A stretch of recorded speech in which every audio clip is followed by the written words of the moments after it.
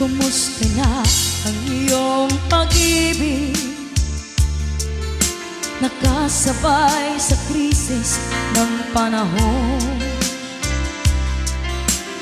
Bumaba ang halaga ng piso.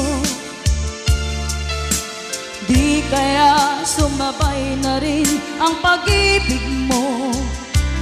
Dati-dati madalas mo akong tawagan, madalas mo akong